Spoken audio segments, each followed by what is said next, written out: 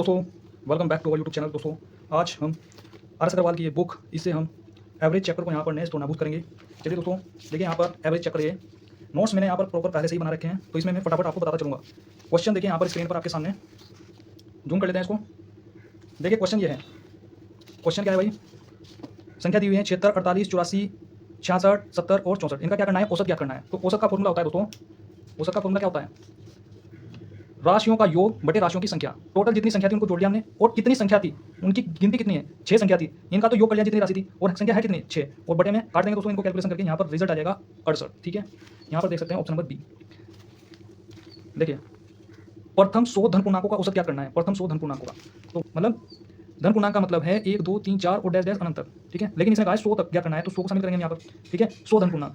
तो अब देखिए दोस्तों, अंतर कितना है? 1 से 2 के बीच में अंतर 1 का है, और जब अंतर समान होता है तो राशियों का योग बटे राशियों की संख्या, ये वाला फॉर्मूला नहीं लगता। ठीक है, फॉर्मूला क्या होगा? अगर अंतर समान है दोस्तों, अगर अंतर समान है दोस्तों, तो फॉर्मूला लगेगा पहली संख्या प्लस अंतिम संख्या बटे 2। रिजल्ट आ जाएगा 50.5।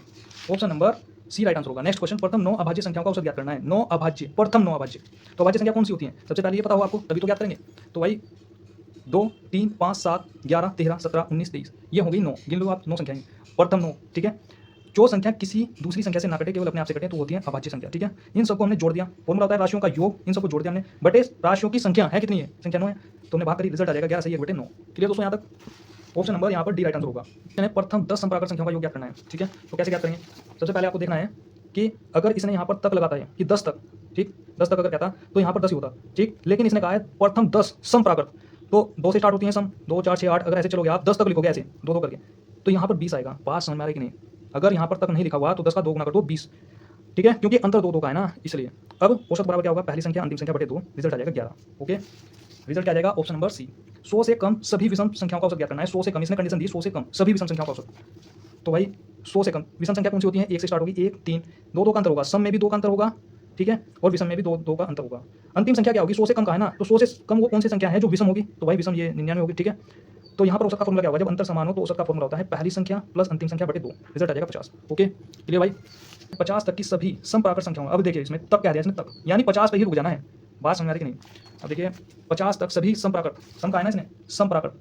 ठीक है, प्राकृत तो कह ही रहा है, लेकिन सम भी कह रहा है, तो 2, 4, 6। अब यहाँ पर क्या लिखेंगे? जब इसने अगर तक कह दिया ना तो 50 ही लिखेंगे। तो क्या हो जाएगा? औसत का फॉर्मूला पहली संख्या और अंतिम संख्या बटे 2। रिजल्ट आ जाएगा 26। नेक्स्ट क्वेश्चन दोस्तों, नेक्स्ट क्वेश्चन यहाँ पर 3 के प्रथम गुणजों का औसत ज्ञात करना है। 3 के प्रथम 5 गुणजों का औसत ज्ञात करना है। तो ये हो जाएगा यहाँ पर 3 के प्रथम 5 गुणन, 3 3 3 6 3 3 9 3 4 12 3 5 15। 5 गुणन का है ना, तो 5 तक ही रुकेंगे हम। क्लियर? ठीक है, 5 गुणन। तो अब क्या हो जाएगा? पहली संख्या अंतिम संख्या, क्योंकि अंतर समान है, अंतर समान है, एक दूसरे के पद के बीच में अंतर समान है, तो इसलिए औसत बराबर पहली संख्या अंतिम संख्या बटे 2। रिजल्ट आ जाएगा 9। नेक्स्ट क्वेश्चन दोस्तों, प्रथम 10 प्राकृत संख्याओं के वर्गों का औसत क्या होगा? वर्गों के औसत का निकालने का जो फॉर्मूला है वो ये है, 1 square plus 2 square plus 3 square plus dash dash, कितने तक? 10 तक, तो 10 का स्क्वायर। औसत बराबर क्या हो जाएगा? औसत का फॉर्मूला ये n plus 1 bracket 1 2n plus 1 बटे 6। ठीक है, ये औसत निकालने का फॉर्मूला है। अगर क्या था वर्गों का योग, तो उसका फॉर्मूला अलग है। ठीक है, उसका फॉर्मूला अलग है, भी मैं दिखाता हूँ आपको, 1 मिनट। देखिए दोस्तों, ये मैं वीडियो करा चुका हूँ आपको, नंबर सिस्टम में मैंने आपको बताया था। अब देखिए यहाँ पर डिफरेंस क्या है। ये है प्राकृत संख्याओं के वर्गों का योग निकालने का फॉर्मूला। क्या डिफरेंस है इसमें औसत में और इसमें? क्या डिफरेंस है? ये वर्गों का योग निकालने का फॉर्मूला है, यहाँ पर n आ गया केवल। अगर इसमें n हटा देना तो ये औसत निकालने का फॉर्मूला हो जाएगा, प्राकृत संख्याओं के औसत निकालने का फॉर्मूला। बात समझ में आई कि नहीं? ये देखिए ध्यान से। और अब ये देखिए, देखिए यहाँ पर n नहीं है, इसलिए दोस्तों ये औसत निकालने का फॉर्मूला हो जाएगा। सीधे सीधे हमें मान रखना है। n का मान क्या है? यहाँ पर 10 होगा, तो 10 10 और 1 11, और 10 दूनी 20 और 1 21, 21 बटे यहाँ पर 6 काट दीजिए, 38.5 आ जाएगा। 8 का 38.5। Option number D. Next question, 25a plus 25b बराबर 115 हो तो a और b का औसत क्या होगा? ठीक, देखिए यहाँ पर क्या करना है, 25a 25b बराबर 115 है। ठीक है, कॉमन लिया आपने यहाँ, 25 यहाँ पर भी है, यहाँ पर भी है, 25 कॉमन ले लिया, a और b 115। 25 से डिवाइड करेंगे कितना आएगा? भाग कीजिए, 4.6 आएगा, 4.6। ठीक है, लिख दिया हमने, और a और b बचा 4.6 है। ए और बी का जो औसत है, अब यहाँ पर फॉर्मूला लगा रहे हैं हम। ए और बी का औसत क्या होता है? योग, राशियों का योग बटे राशियों की संख्या। राशियों का योग है कितना? ये ए और बी, ये योग है ना, योग कितना है? 4.6 लिखा हमने। संख्या कितनी है? संख्या ये है ना 25a और 25b, दो संख्या है ना, तो 2 से भाग करेंगे कितना आएगा? ये आएगा 2.3, 2.3, 2.3। इनमें से कोई नहीं। आर.एस. अग्रवाल की बुक में ज़्यादातर ये 5 ऑप्शन होते हैं, इसमें बैंक को टारगेट करते हुए बुक होती है। देखिए 90 का क्या है आंसर? ऑप्शन नंबर ई, इनमें से कोई नहीं। ठीक है, क्लियर दोस्तों? अगर यकीन नहीं होता तो एक्सप्लेनेशन दिखा देता हूँ मैं। 90 का 2.3, देखिए। ओके, नेक्स्ट क्वेश्चन दोस्तों, 5 संख्याओं का औसत 10 है। कौन सी संख्या जोड़ी जाए कि औसत 12 हो जाए? अभी इंपॉर्टेंट क्वेश्चन स्टार्ट हो गए हैं। 5 संख्याओं का औसत कितना है? 10 है। ठीक है, कह रहा है 5 संख्याओं का औसत 10 है। कौन सी संख्या जोड़ी जाए औसत 12 हो जाए? अब मान लीजिए हमने इसमें एक संख्या जोड़ दी और ये संख्या हो गई 6। ठीक, और वो औसत कह रहा है, यहाँ पहले औसत 10 था, अब हो गया 12। ठीक है, औसत कितना हो गया? 12। अब देखिए यहाँ से इंपॉर्टेंट कॉन्सेप्ट, जब भी संख्या की गुणा की जाएगी औसत में, संख्या की औसत में गुणा की जाएगी तो योग प्राप्त होगा हमें। योग यहाँ पर 50 आ गया।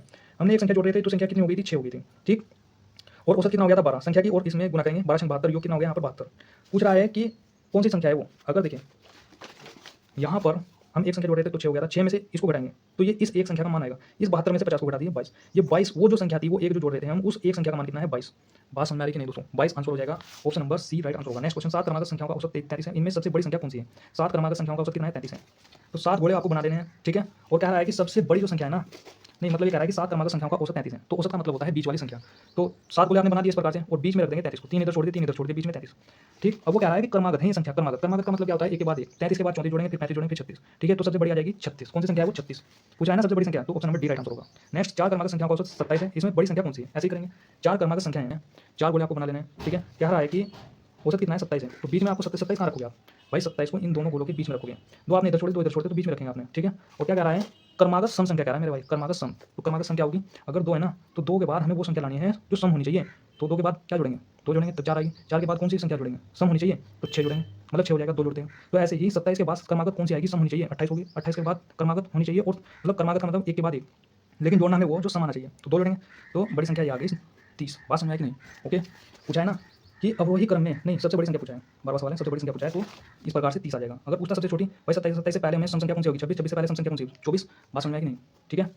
नेक्स्ट क्वेश्चन दोस्तों, सतत 5 सतत कह रहा है, सतत का मतलब भी लगातार होता है, और विषम कह रहा है, ठीक है। इनका औसत कितना है? 95। अवरोही क्रम में चौथी संख्या कौन सी होगी? देखिए दोस्तों, 13वां सवाल, 5 गोले आपने बना लिए हैं और इनका औसत कितना दिया? औसत का मतलब है बीच वाली संख्या कितना है? 95, बीच में रख दिया आपने। फिर कह रहा है कि क्या कह रहा है? विषम कह रहा है, क्रमागत विषम है। अगर ये 95 है ना, 95 के बाद अगली विषम कौन सी आएगी? 97, 97 के बाद अगली विषम कौन सी आएगी? 99, 95 से पहले विषम कौन सी आएगी? 93, 93 से पहले विषम कौन सी आएगी? 91, ठीक है। कह रहा है कि चौथी संख्या कौन सी होगी? कह रहा है ना अवरोही क्रम में चौथी संख्या कौन सी होगी? तो भाई अवरोही क्रम का मतलब क्या होता है? घटता हुआ क्रम। तो 1 2 3 4 चौथी संख्या होगी 93। बात समझ में आई कि नहीं दोस्तों? बताइए, इससे बेहतरीन तरीके से और कोई बात नहीं हो सकती, ठीक है। नेक्स्ट सवाल, ABCD 4 क्रमागत विषम संख्याएं जिनका औसत 42 है, B और D का गुणनफल कितना होगा? देखिए दोस्तों, 4 क्रमागत संख्याएं हैं, ठीक है, और इनका औसत दिया है 42। तो 42 भाई 2 इधर छोड़ दिया आपने, 2 इधर छोड़ दिया और बीच में लिखा आपने 42।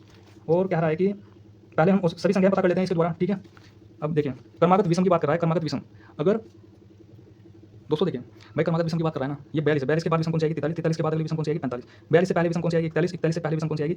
39। कह रहा है B और D का गुणनफल क्या होगा? ठीक है, B और D का गुणनफल, तो B क्या है भाई? 41 है और D क्या है? 45 है, इन दोनों का गुणा करेंगे, आंसर आ जाएगा आपका 1845, option number C, 1845 option number C. Okay, next question दोस्तों, नेक्स्ट क्वेश्चन आपके सामने यहाँ पर 5 क्रमागत सम संख्या ABCDE का औसत जो है 96 है, B और E का गुणनफल क्या होगा? देखिए दोस्तों, कितने हैं? 5 संख्याएं, इनका औसत है, इस प्रकार से ही 5 गोले आपको बना देने हैं, और इनका जो औसत दिया है, औसत मतलब बीचों बीच की जो संख्या है 66 है, ठीक है। कहा ना कि औसत जो है 66 है, तो 66 आपने लिख लिया। क्या है ये? क्रमागत सम संख्या है। तो मेरे भाई इस चीज़ का खास तौर पर ध्यान रखना कि संख्या है क्या है, सम है, ठीक है, क्रमागत सम। तो 66 के बाद अगली सम संख्या कौन सी आएगी? 68, 68 के बाद सम संख्या कौन सी आएगी? 70, 66 से पहले सम संख्या कौन सी आएगी? 64, 64 से पहले सम संख्या कौन सी आएगी? 62। पूछा है B और E का गुणनफल क्या होगा? तो B और E गुना कर लेंगे, 44 80 रिजल्ट आएगा। नेक्स्ट, 5 क्रमागत सम संख्याओं का जो औसत है x है, अगली 2 संख्याएं अगर इसमें मिला ली जाए तो औसत में क्या परिवर्तन होगा? ठीक है दोस्तों, महत्वपूर्ण मोस्ट इंपोर्टेंट सवाल है, एग्जाम में 100% छपने वाला। देखिए, संख्या में अगर 2 की वृद्धि करेंगे ना, तो औसत में 1 की वृद्धि होगी, इसका हाफ कर लेना है औसत में। अगर संख्या में 4 की वृद्धि होगी ना, तो औसत में इसका हाफ कितना होगा? 2 की वृद्धि होगी। मतलब संख्या में अगर 4 की वृद्धि हो तो औसत में उसके 2 की वृद्धि होगी, ठीक है, उसके आधी की वृद्धि होगी। बात समझ में आई कि नहीं? अब क्वेश्चन में चलते हैं। कह रहा है कि 5 संख्याओं का औसत x है, अगली 2 संख्या अगर मिला रहे, अब ये संख्या 2 मिला रहा है, 2 की वृद्धि कर रहा है, तो औसत में क्या होगा? 1 की वृद्धि होगी। Option number A right answer होगा। बात समझ में आई कि नहीं? ठीक है, अभी देखिए मिला देता हूँ आपको आंसर की में। क्वेश्चन नंबर 16, क्वेश्चन नंबर 16 देखिए, रिजल्ट ऑप्शन नंबर ए, ठीक है दोस्तों, मोस्ट इंपोर्टेंट सवाल है। नेक्स्ट क्वेश्चन, यदि m संख्याओं का औसत n स्क्वायर और n संख्याओं का औसत m स्क्वायर हो तो m प्लस n का मान कितना होगा? औसत क्या होगा? कैसे करना है सोल्व? क्वेश्चन नंबर 17, m का औसत कितना है? n, ठीक है, n स्क्वायर। तो यार योग क्या हो जाएगा? गुना कर देंगे इसकी, योग ज्ञात करने के लिए संख्या और जो औसत है उसको अगर गुना कर दें हम तो योग आ जाता है, योग आ गया m n स्क्वायर। n का औसत है m स्क्वायर, इसका योग क्या हो जाएगा? गुना कर देंगे n m स्क्वायर हो जाएगा, इधर जोड़ेंगे m प्लस n हो जाएगा और इधर जोड़ लेंगे m n स्क्वायर और n m स्क्वायर, ठीक है, इतनी बात क्लियर। यहाँ पर कॉमन ले लेंगे, देखिए m यहाँ भी है, m यहाँ भी है, n यहाँ भी है और n यहाँ भी है, तो m n अगर मैं कॉमन ले लेता हूँ, m n कॉमन लूंगा मैं, तो अंदर क्या बचेगा? अगर मैं इसकी गुना करता हूँ तो m n स्क्वायर होगा, इसकी गुना इसमें करूँगा तो n m स्क्वायर होगा, n m स्क्वायर, ठीक है। n कॉमन लिया मैंने तो अंदर बचेगा n प्लस m, ठीक है, इतनी बात क्लियर। अब यहाँ पर फॉर्मूला लगाएंगे, औसत बराबर योग बटे राशियों का योग, राशियों का योग बटे राशियों की संख्या। अब राशियों का योग कितना है?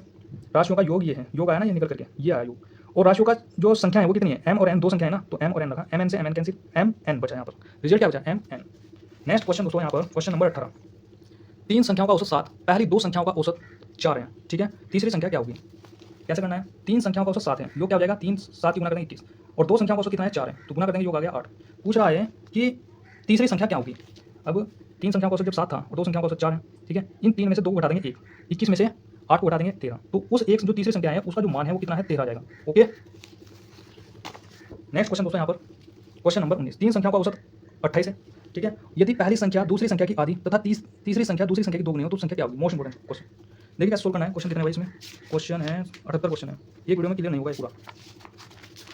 देखिए क्वेश्चन नंबर 19। देखिए दोस्तों करना क्या है इसमें भाई, तीन संख्याओं का जो औसत है वो 28 है। तीन संख्याओं का औसत कितना है? 28 लिख लिया हमने। तीन संख्याओं का औसत 28। योग क्या हो जाएगा यहाँ से? योग हो जाएगा 84। 28 या 84, ठीक है। 28 या 84। इसके बाद देखिए क्या रहा है कि पहली संख्या दूसरी संख्या की आधी हो। पहली संख्या दूसरी संख्या की आधी हो। अगर दूसरी 2 होगी तो पहली 1 होगी, ठीक है। यह लाइन हमने यहाँ तक छोड़ दी। तीसरी संख्या दूसरी संख्या की दोगुनी हो। तीसरी संख्या दूसरी संख्या की दोगुनी हो। तीसरी जो संख्या है वो दूसरी संख्या की दोगुनी है, यानी अगर दूसरी 1 है तो तीसरी 2 होगी, ठीक है। तीसरी संख्या दूसरी संख्या की दोगुनी है, इसकी दोगुनी है कौन? ये तीसरी संख्या है। बात समझ में कि नहीं? अब इधर खाली स्थान है तो 2 को बढ़ाएंगे, इधर कुछ नहीं है तो 1 को बढ़ाएंगे, ठीक है। गुना कर लेंगे इनकी, यह गया गुना करके। अब तीसरी संख्या क्या होगी? तो सबसे पहले देखिए हमारे अकॉर्डिंग योग आया है 84, और यहाँ से योग क्या कर लेंगे? 1 और 2 3 और 4 7, 7 ए बराबर 7 ए है हमारे अकॉर्डिंग योग, और क्वेश्चन के अकॉर्डिंग योग आया है 84। इन दोनों को बराबर रख देंगे, एक का माना गया 12। तीसरी संख्या पूछा है तो तीसरा अनुपात रख देंगे, ठीक है। तीसरी संख्या पूछा है, हाँ, तो जो 12 है ना, 12 की गुना कर देंगे तीसरे अनुपात में, रिजल्ट आ जाएगा यहाँ पर 48। Option number A right answer. Next question दोस्तों 20 क्वेश्चन करेंगे। यहाँ पर गर्मी बहुत हो रही है, ठीक है, और पंखा बंद करके मैं आपके लिए यहाँ पर वीडियो बना रहा हूँ। नेक्स्ट क्वेश्चन, 5 संख्याओं का औसत कितना है? 5 संख्याओं का योग ये 240 है। 5 संख्याओं का जो औसत नहीं क्या कहा है? योग। 5 संख्याओं का जो योग है कितना है? 240। पहली 2 संख्याओं का औसत कितना है? 30 है। पहली 2 संख्याओं का जो औसत है वो 30 है। अंतिम 2 संख्याओं का औसत 70 है, और तीसरी संख्या क्या होगी? देखिए दोस्तों करना क्या है इसमें भाई। देखिए 5 संख्याओं का जो योग दिया हुआ है ना, योग दिया हुआ है 240, ठीक है। 5 संख्याओं का योग दिया हुआ है 240। अब नीचे आ जाइए, पहली 2 संख्याओं का औसत दे दिया है 30, इन 2 संख्याओं का औसत दिया है 30, तो योग क्या हो गया? 60। फिर अंतिम 2 संख्याओं का औसत दिया है 70, अंतिम 2 संख्याओं का औसत दिया है 70, तो योग कितना हो जाएगा? 140, ठीक है। इन दोनों को जोड़ेंगे 2 तो 4, इन दोनों को जोड़ेंगे 200, ठीक है। अब पूछा है तीसरी संख्या क्या होगी? अगर उन 5 संख्याओं के योग में से इन 2 संख्याओं के योग को अगर घटा लें तो वो आ जाएगी 240 में से 200 घटाएंगे 40 आ जाएगा। ऑप्शन नंबर यहाँ पर क्या होगा? ऑप्शन नंबर 20 का क्या हो जाएगा यहाँ पर? 20वां। ऑप्शन नंबर ई इनमें से कोई नहीं। आंसर दिखा देता हूँ एक्सप्लेनेशन में। ऑप्शन नंबर यहाँ पर देखिए 40 आंसर। बात समझ में आई कि नहीं? दोस्तों आज की वीडियो में इतना ही। 20 क्वेश्चन हमने किए हैं औसत चैप्टर से, ठीक है। नेक्स्ट वीडियो बहुत जल्द मिलेगा आपको। ओके, आज की वीडियो में इतना ही। मिलते हैं दोस्तों नेक्स्ट वीडियो में। तब तक के लिए धन्यवाद।